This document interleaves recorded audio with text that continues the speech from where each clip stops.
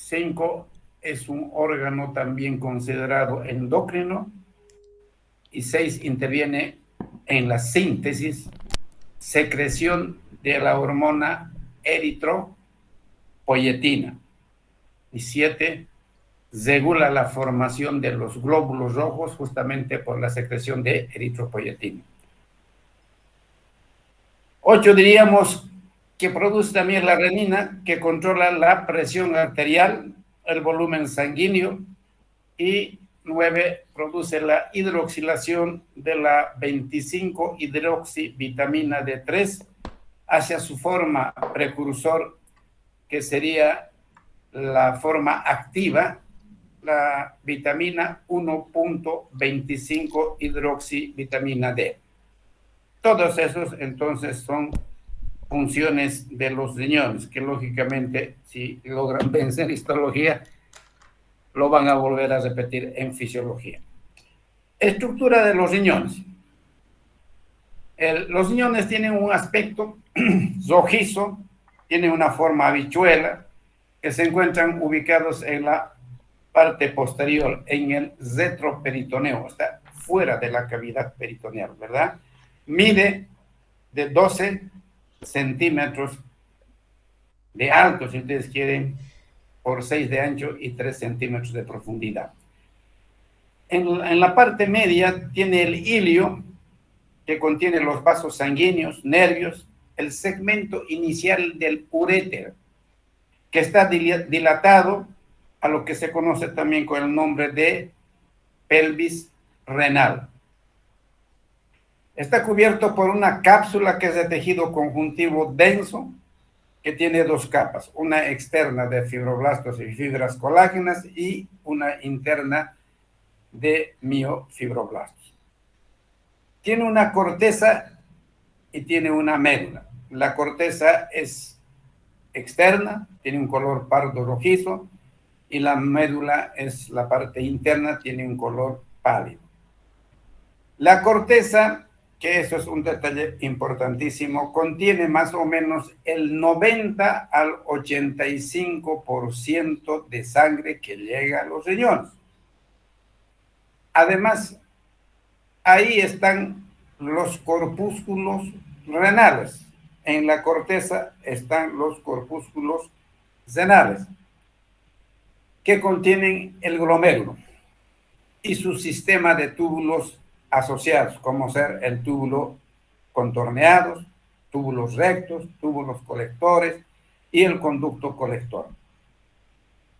Si hacemos un corte perpendicular de los riñones, veremos que presenta unas estriaciones verticales, a lo que se llama los rayos medulares de Ferrein. Si hacemos de nuevo un corte, veremos que presenta estriaciones verticales que se llaman los rayos medulares de Ferrein.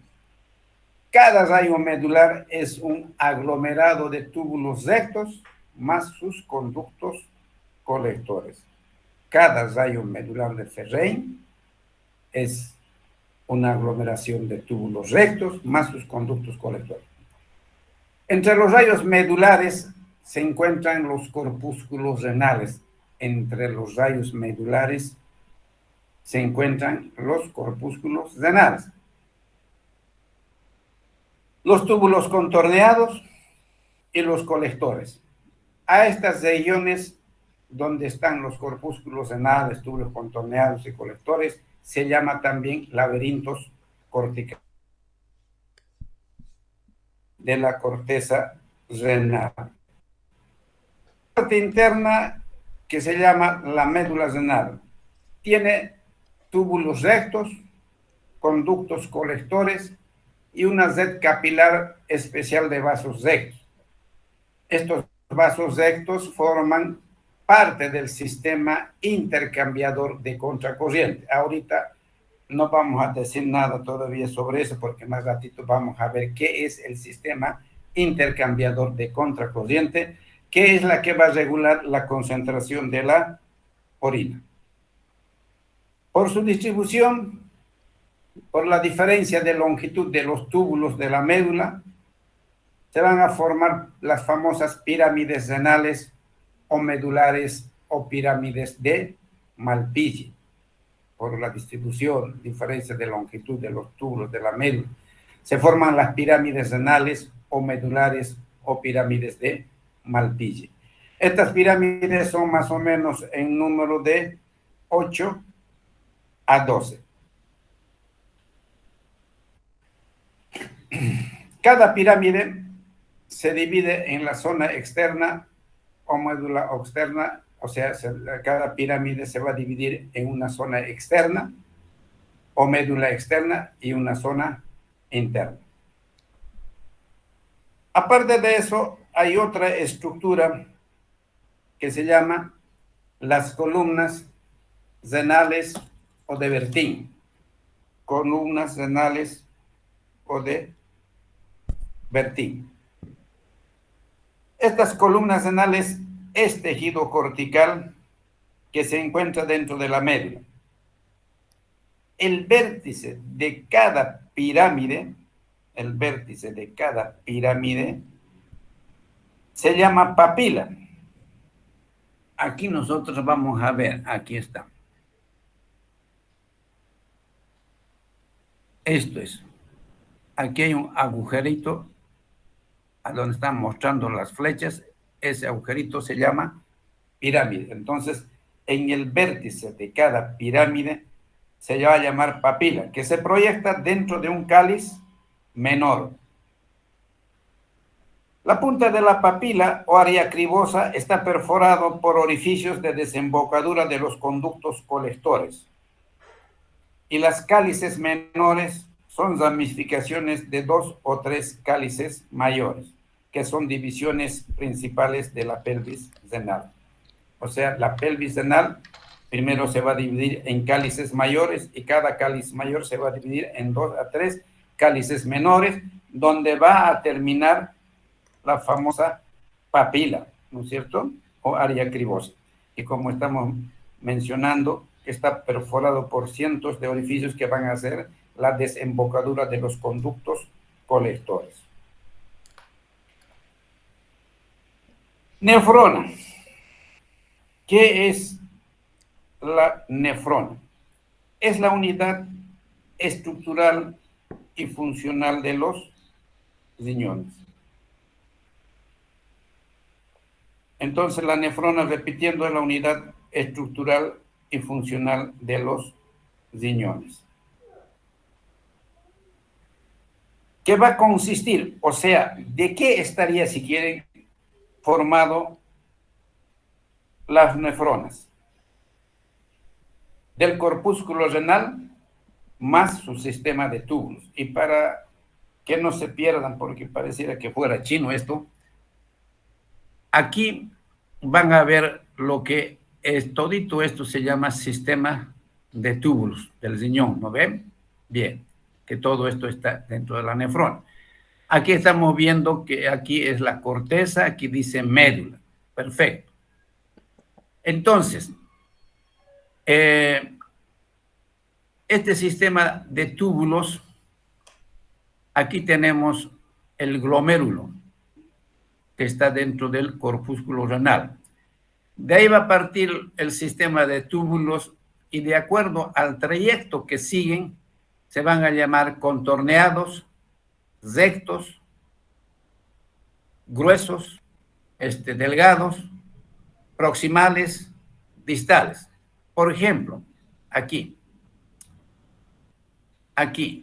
esto va a ser el túbulo contorneado proximal, porque está próximo al corpúsculo renal o glomérulo renal. ¿Listo? De ahí se va a comunicar con el segmento grueso, recto, de la rama descendente de la famosa asa de Henle. Esto es el asa de Henle. Este segmento descendente recto grueso de la rama del asa de Henle se va a conectar con el túbulo recto descendente delgado. ¿No ven? Y a su vez va a ir al túbulo recto ascendente grueso del asa de Henle, que va a terminar ¿dónde? En el túbulo contorneado distal, ¿no es cierto? Y donde termina prácticamente la rama ascendente del asa de Henle y empieza el túbulo contorneado distal, aquí hay una manchita que se llama la mácula densa, y esta percibe la concentración de sodio en el riñón. Es muy importante para poder aumentar o disminuir la retención de agua por los riñones. Eso por un lado. Bueno, volvemos a repetir acerca de lo que es la nefrona. Hemos dicho que la nefrona es la unidad estructural y funcional de los riñones. Existe en cada riñón 2 millones de nefronas, hay hartísimo. Teóricamente dicen que con un cuarto de riñón uno podría vivir, pero yo siempre me digo, ¿no? Y siempre me han escuchado decir, si tenemos 2 riñones, no es que un riñón y 3/4 partes del riñón van a ser innecesarios, ¿no ves? No es así. Se puede vivir, pero no vas a vivir una vida normal, común y corriente sin problemas. Eso vas a vivirlo solo cuando tengas tus 2 riñones. Claro que puedes vivir con ciertas limitaciones y cuidados. Entonces, hemos dicho que el glomérulo, perdón, que la nefrona estaría formada por el corpúsculo renal más su sistema de túbulos que acabamos de mostrarles y un poquito explicarles. ¿Qué es el corpúsculo? Aquí está, a la izquierda arriba, este es el corpúsculo renal. Tiene una arteriola aferente, que es la que le llega, y una arteriola eferente, que es lo que sale. Bueno, el corpúsculo, ¿dónde se encuentra? Ya hemos dicho, se encuentra a nivel de la corteza renal. El corpúsculo entonces constituye el comienzo de la nefrona y estaría compuesto por un glomérulo, que ya tanto hemos hablado. Aquí está el glomérulo, aquí se ve, ¿no? ¿Y qué es el famoso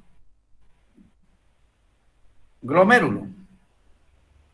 Es un ovillejo de capilares. ¿Alguna vez ustedes han visto un ovillo de lana? Yo creo que sí, esa envoltura que hay de lana, ese es un ovillejo de lana. Entonces, esto es un ovillejo, en vez de lana, son capilares, que va a recibir sangre de una arteriola aferente y la envía hacia una arteriola eferente. El corpúsculo está rodeado, o si ustedes quieren, el mismo glomérulo está rodeado por una cápsula que se llama la cápsula de Bowman. Se llama la cápsula de Bowman.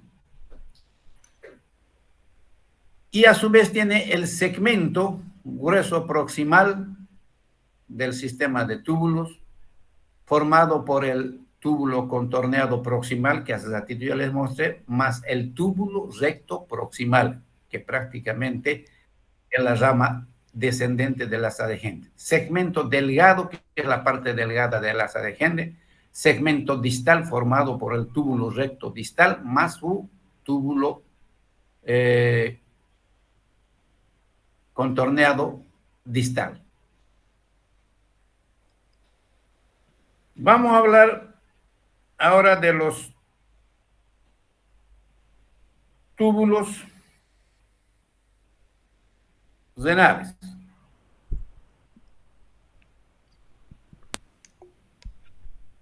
Espero que no se olviden la imagen que hemos mostrado. Los túbulos renales, otros túbulos de la nefrona. Ya volviendo un poquito a repetir, entonces los túbulos de la nefrona se designan, como ya dijimos, según el trayecto. en contorneado o recto, según su ubicación en relación al glomérulo o al corpúsculo, en proximal o distal, por el espesor de su pared en grueso y delgado. De eso entonces tenemos nosotros el túbulo contorneado proximal, que tiene origen en el polo urinario de la cápsula de Bowman, que luego va a entrar en el rayo medular y va a continuarse por el túbulo recto proximal. El túbulo recto proximal o rama descendente gruesa del asa de Henle desciende a la médula. La rama descendente del asa de Henle es continuación del túbulo recto proximal. Después va la rama ascendente del asa de Henle, que es continuación de la rama descendente del asa de Henle. El túbulo contorneado distal desemboca en el conducto colector de un rayo medular a través de un túbulo colector arciforme, que ya sería prácticamente acá, ¿no ve? Esa parte, ¿ya? Este ya sería el túbulo colector. Entonces, el túbulo contorneado distal, aquí está. ¿Dónde está? Esto, túbulo contorneado distal, desemboca, ¿no es cierto?, en un conducto colector de un rayo medular a través de un túbulo arciforme. El asa de Henle, y como ya hemos mostrado, eso es lo único malo, ¿sí? Este es el asa de Henle en forma de U. El asa de Henle constituye la porción en U de una nefrona. Tipos de nefronas. Por la ubicación de los corpúsculos, o sea, por la ubicación del corpúsculo, las nefronas pueden ser nefronas subcapsulares, nefronas yuxtamedulares y nefronas intermedias. Las nefronas subcapsulares o corticales están en la corteza y poseen un asa de Henle corto. Las nefronas yuxtamedulares se encuentran cerca de la base de una pirámide medular y tienen el asa de Henle larga. Y las nefronas intermedias o medio corticales están en la región media de la corteza, asa de Henle intermedia. Los túbulos colectores. Comienza en el laberinto cortical como túbulos de conexión o túbulos colectores arciformes a nivel del rayo medular y van a unirse a los conductos colectores en la corteza y se van a llamar conductos colectores corticales. En la médula se va a llamar conductos colectores medulares. Luego van a ir al vértice de la pirámide de Malpighi, ¿no es cierto?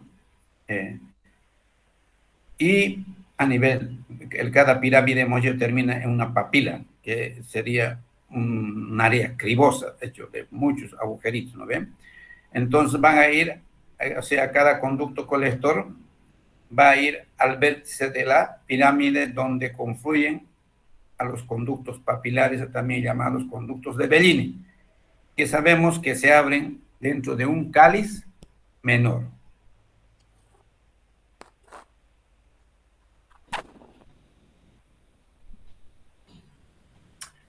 Bueno, todavía hay más, pero ya no hay diapositivas, ¿no? Lamentablemente. Lo que más quiero que entiendan es en esta partecita, porque ahorita lo vamos a hablar teóricamente. El sistema de túbulos distales colectores terminan en los conductos colectores, ¿no es cierto? Que termina a su vez, ¿dónde?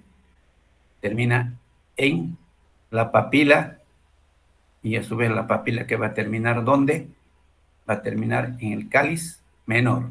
De las cáliz menor, cáliz mayor, pelvis renal, uréter, vejiga,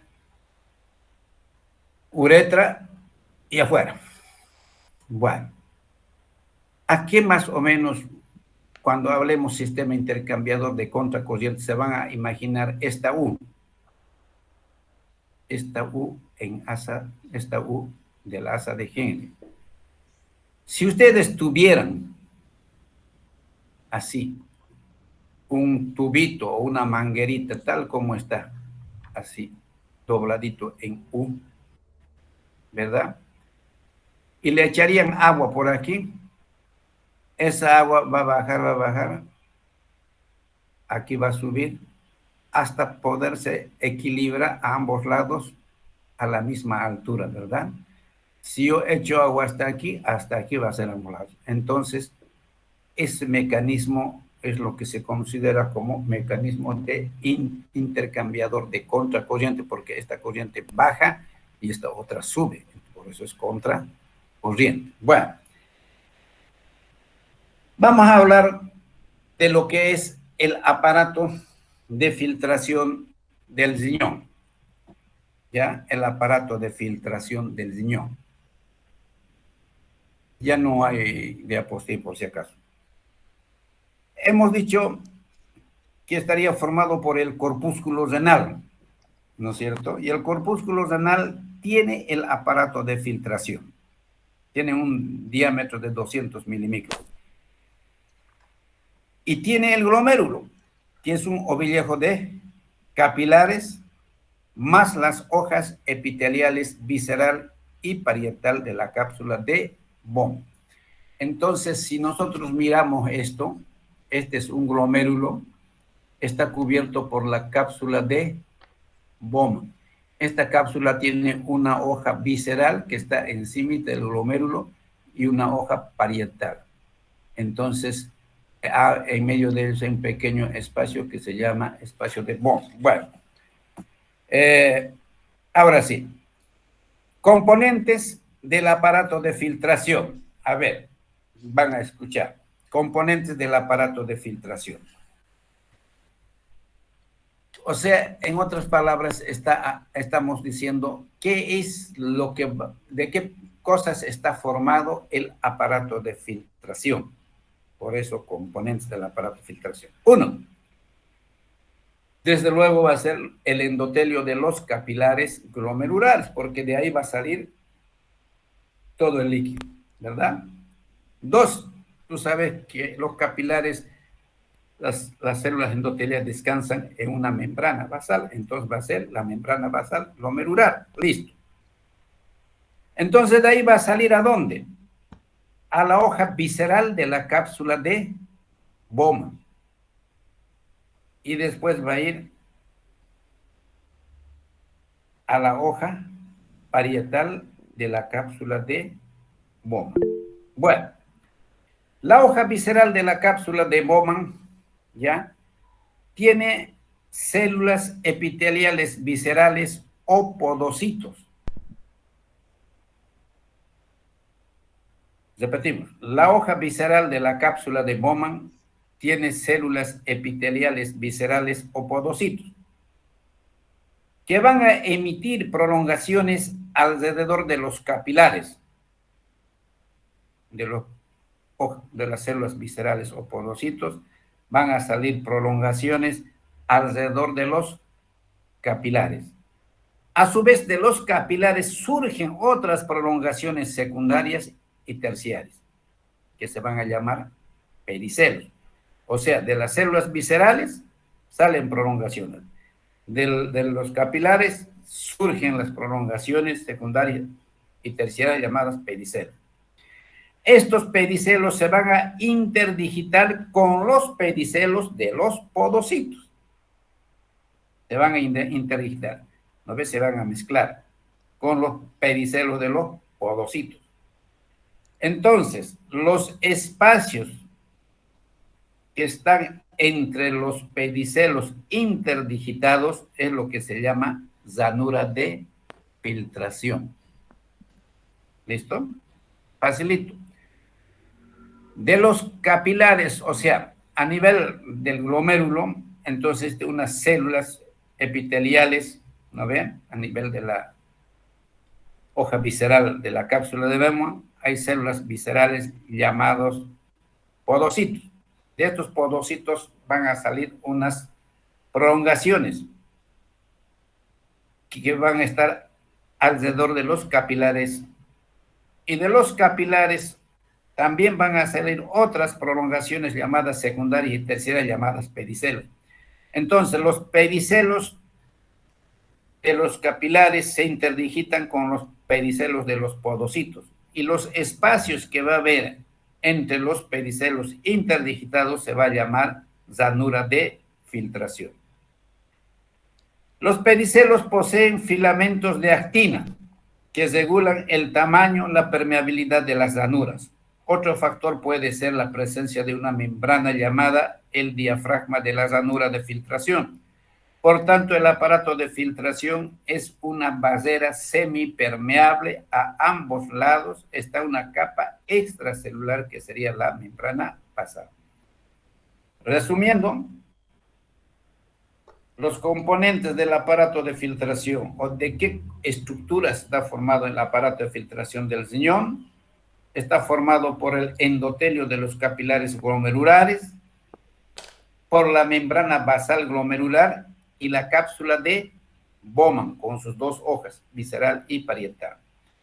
A nivel de la hoja visceral hay unas células que hemos dicho, células viscerales o podocitos que emiten prolongaciones que a su vez van a interdigitarse con los pedicelos que van a salir de los capilares glomerulares, y entre los pedicelos hay un espacio que se va a llamar ranura de filtración.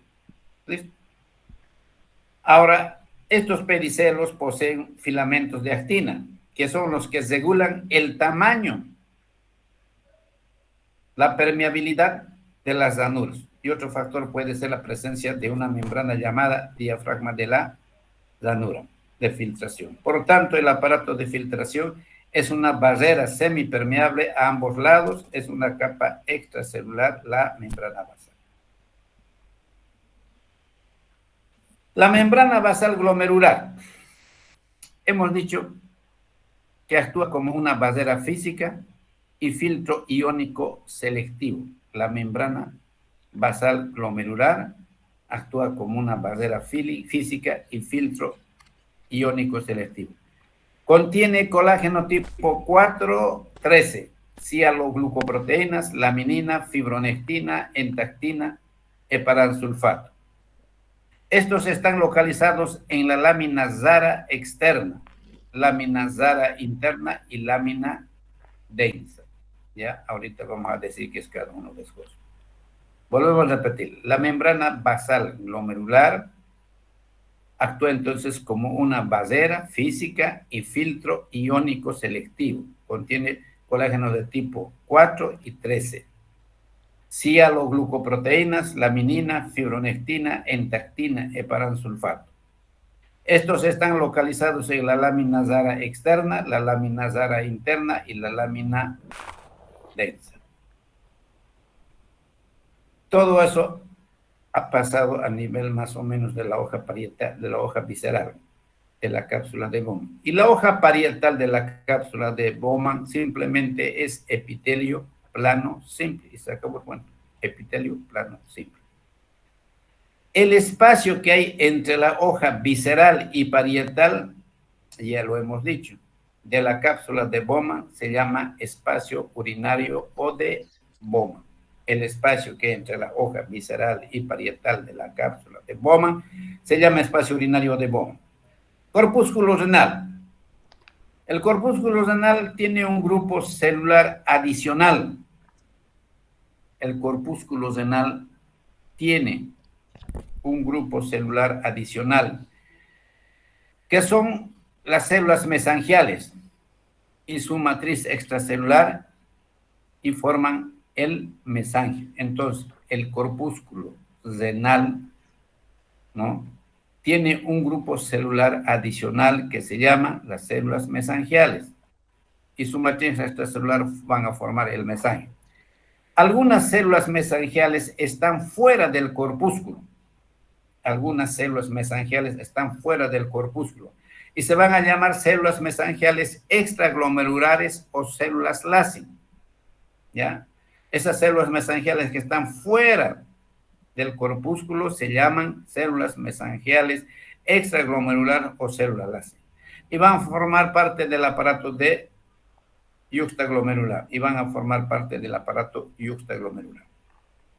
¿Qué función cumple las células mesangiales? La función de las células mesangiales es fagocitosis y endocitosis. Sostén estructural, secreción de interleucina 1, factor de crecimiento derivado de las plaquetas, modulación de la distensión glomerular, proliferación en ciertas enfermedades renales. Repetimos, las funciones de las células mesangiales.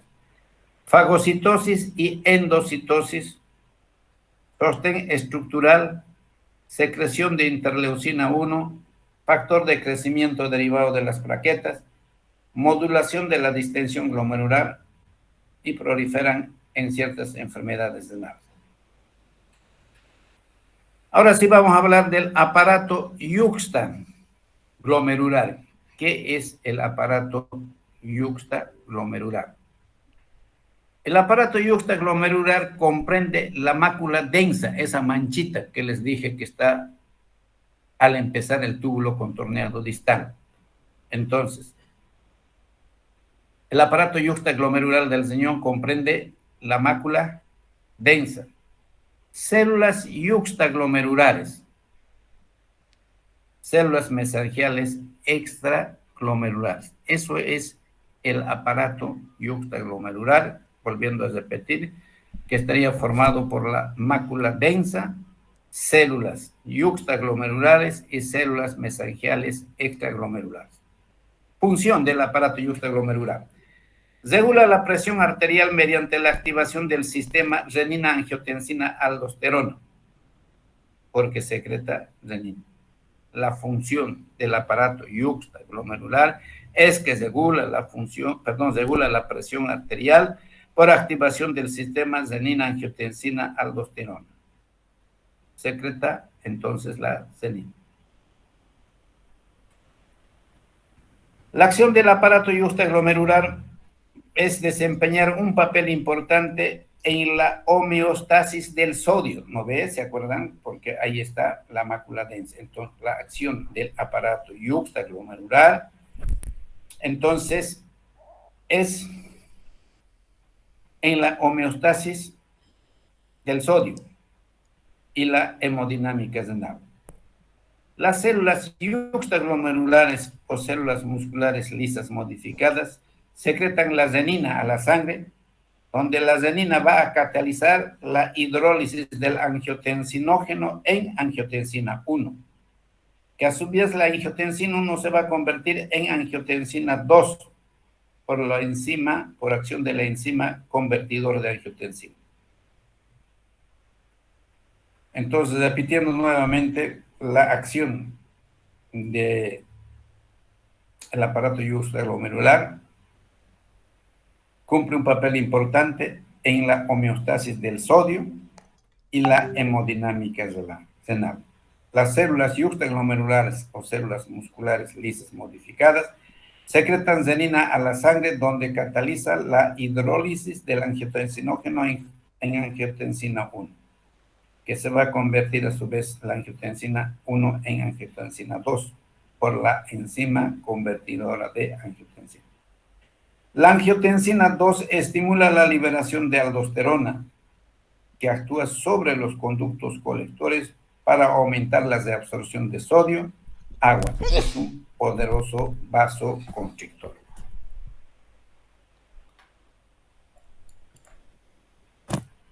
Para terminar, vamos a hablar la función tubular renal.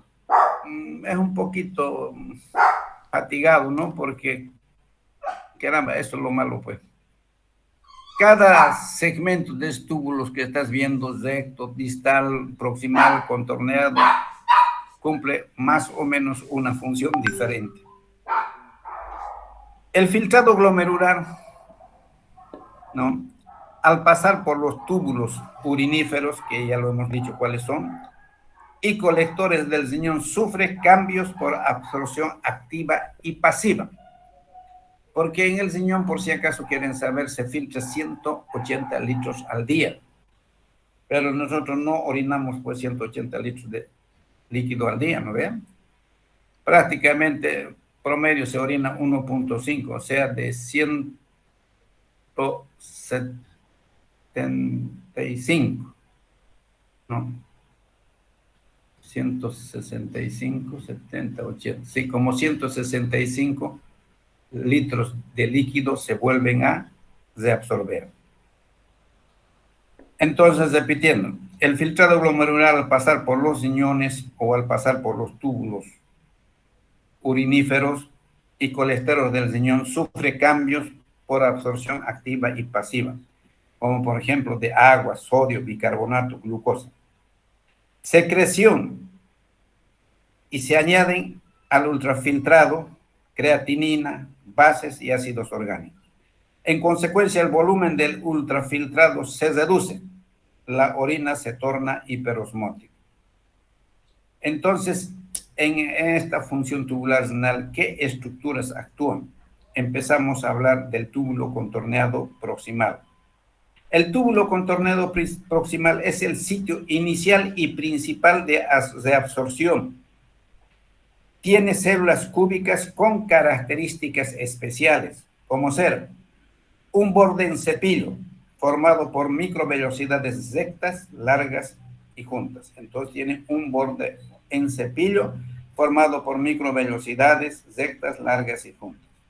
Complejo de unión compuesto por una zónula ocludente, pliegues en las superficies laterales de las células y una extensa interdigitación de las evaginaciones basales de células contiguas. Estriaciones basales que son mitocondrias, de los 180 litros de ultrafiltrado que llegan a la nefrona, entonces el 65% se va a reabsorber, o sea, más o menos 120 litros. Pero igual, no orinamos 70, como 15 litros al día, ¿no? Entonces, el 65% se reabsorbe en el túbulo proximal, 120 litros, que se debe a dos proteínas. Uno que se llama la ATPasa sodio y potasio, que va a ser la bomba de sodio. Y tiene a su cargo la reabsorción de sodio, agua, difusión pasiva de cloro.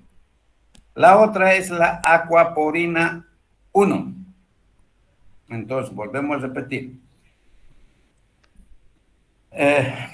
Esta reabsorción del 65% del líquido del ultrafiltrado en el túbulo proximal se debe a dos proteínas. Uno a la ATPasa de sodio y potasio y otro a la aquaporina 1. La ATPasa sodio y potasio, que es la bomba de sodio, tiene a su cargo la reabsorción de agua, de sodio, difusión pasiva de cloro. La otra ya hemos dicho que es la aquaporina 1, que actúa como canal molecular para el agua, no necesita de energía. Eso es lo que sucede en el túbulo contorneado proximal. En el túbulo contorneado proximal también se van a reabsorber, aparte del agua del sodio, aminoácidos, monosacáridos, polipéptidos. Las proteínas y péptidos grandes sufren endocitosis en el túbulo contorneado proximal. Después viene el túbulo recto proximal, que como sabemos corresponde a la rama descendente gruesa del asa de Henle. Aquí se produce escasa absorción, tiene un borde en cepillo, pero menos desarrollado. El segmento grueso descendente del asa de Henle, ¿no?, Va a descontinuarse entonces con el segmento delgado del asa de Henle, o segmento descendente delgado del asa de Henle, que tiene 4 tipos celulares. 1, 2, 3, 4. Su función es parte del sistema intercambiador de contracorriente que actúa para concentrar la orina. O sea que ese segmentito sería estito, ¿no ve? Segmento descendente delgado de la rama descendente del asa de Henle, que tiene entonces 4 tipos de células, 1, 2, 3, 4, y su función es parte del sistema intercambiador de contracorriente que actúa para concentrar la orina. Después de eso tenemos, si seguimos nosotros doblando, hemos doblado ya aquí.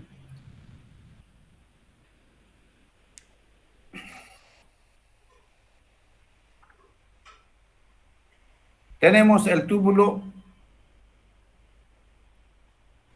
recto proximal o rama descendente gruesa del asa de Henle, que sería todavía este.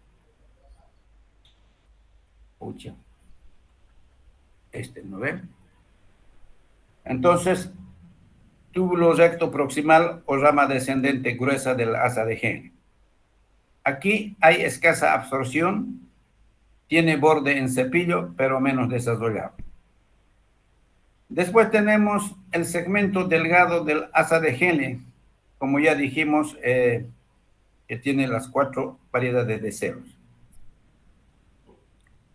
Después tenemos la rama delgada ascendente, descendente del asa de Henle, que tiene funciones y estructuras diferentes.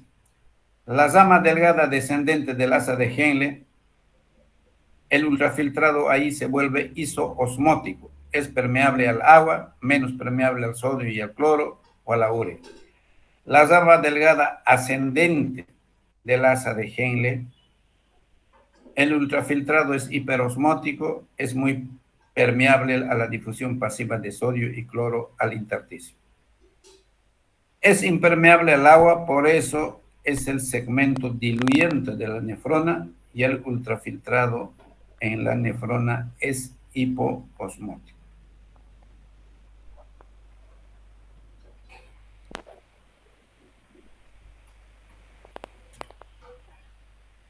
Bien. Después de eso tenemos el tubo recto distal, que ya sería más o menos este, ¿no ve? Este, en este caso sería este. El túbulo recto distal, que correspondería también a la parte de la rama ascendente gruesa del asa de Henle. Aquí, ¿qué pasa? Se transporta cloro, sodio, potasio, pero sin movimiento de agua, desde la luz tubular al intersticio. Después viene el túbulo contorneado distal, que ya es esto. Todo esto. Túbulo contorneado distal. Aquí hay intercambio de sodio por potasio bajo la regulación de la aldosterona. Funciones de absorción de sodio y bicarbonato, de absorción de cloruro, secreción de potasio y amonio para que los riñones excreten calcio. Estos efectos elevarían la presión arterial. Después tenemos el túbulo conector y los conductos colectores.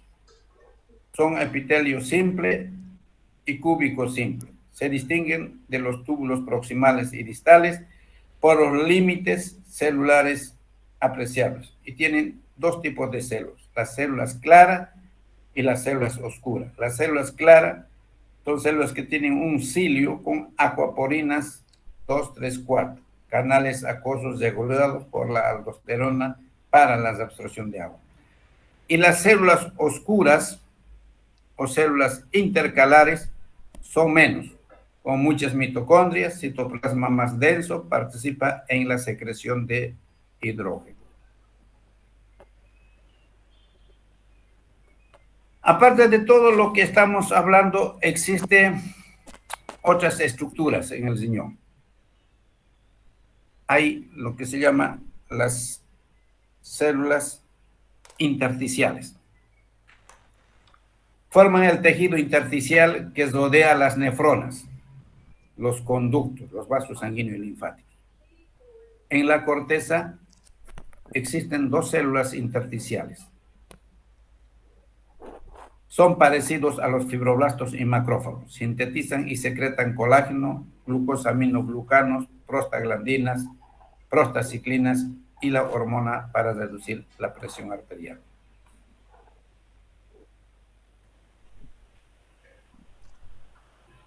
Para terminar lo del riñón, hay una cosita más que es necesario que la escuchen bien. Se llama la histofisiología del riñón. Eso que les dije que esperen, que lo vamos a hablar, es el famoso sistema multiplicador de contracorriente. El sistema multiplicador de contracorriente. Este sistema multiplicador de contracorriente tiene la capacidad de excretar hormona hiperosmótica. Es el flujo de líquido en estructuras contiguas en sentidos opuestos, ¿no es cierto? Aquí. Simplemente es el flujo de líquido en estructuras contiguas, porque uno está aquí y otro está ahí al ladito, pero en sentidos opuestos. Aquí baja y aquí sube.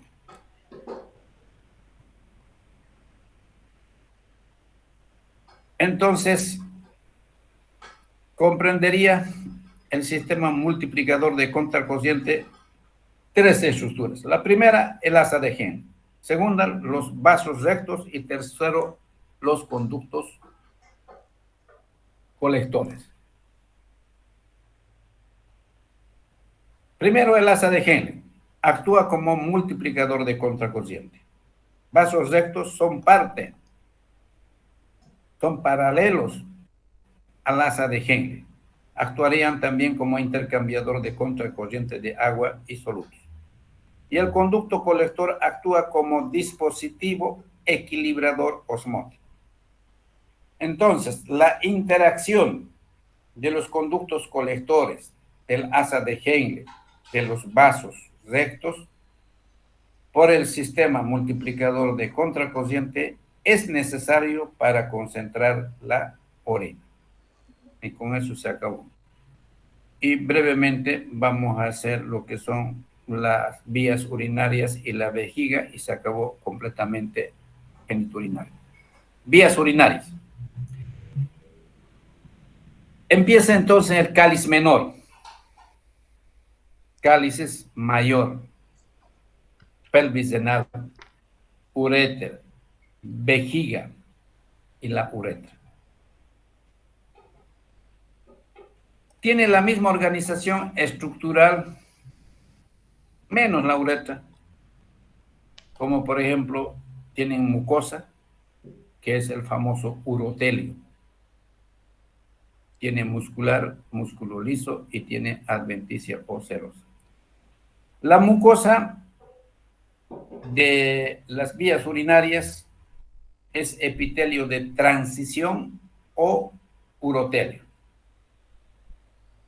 Tiene 3 verdaderas capas, hasta 6 en la vejiga vacía. La capa superficial tiene células poliédricas o mononucleadas. La capa intermedia tiene células en forma de pera y células en cúpula. La capa basal tiene células con un solo núcleo, tiene células madre. Al microscopio electrónico de transmisión se ve placas, membranas plasmáticas gruesas, vesículas fusiformes que se van a aplanar. La capa muscular está organizado en haces. Carecen de la muscular de la mucosa y de su mucosa a nivel de los uréteres y la uretra. A nivel de los uréteres. y uretra hay dos capas bajo la lámina propia, que sería una capa longitudinal interna y otra capa circular externa. El músculo liso de las vías urinarias es mezclado con tejido conjuntivo. Su contracción impulsa la orina de las cálices hacia el uréter y de ahí a la vejiga.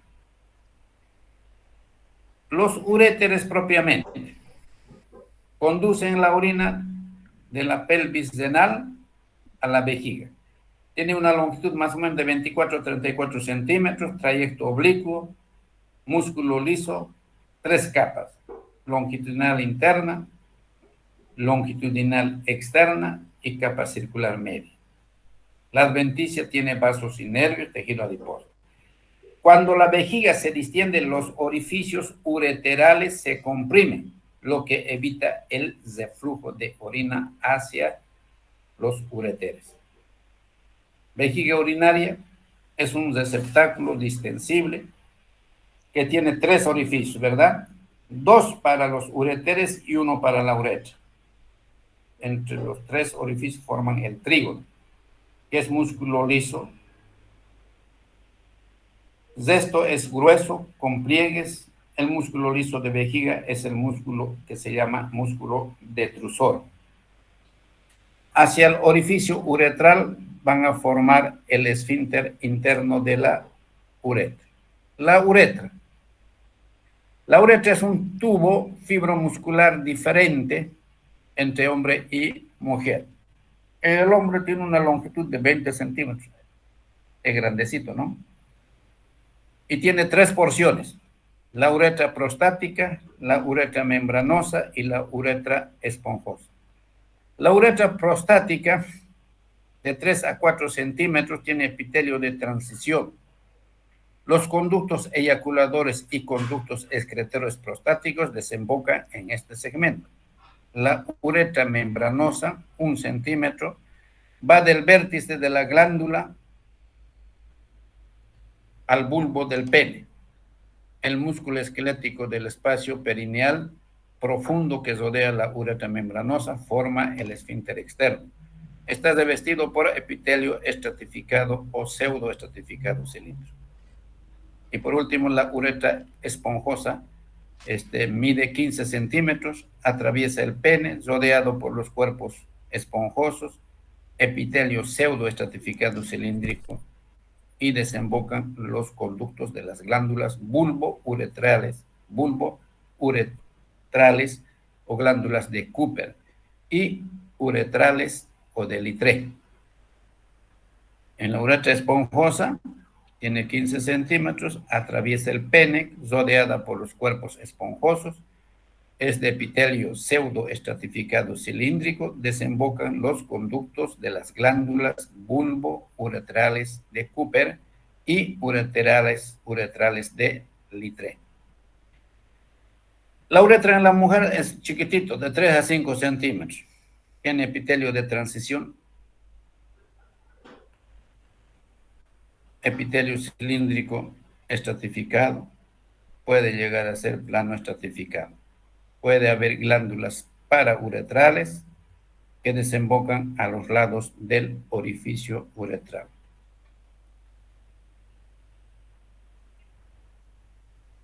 Con eso, prácticamente, niños, se acabó todo.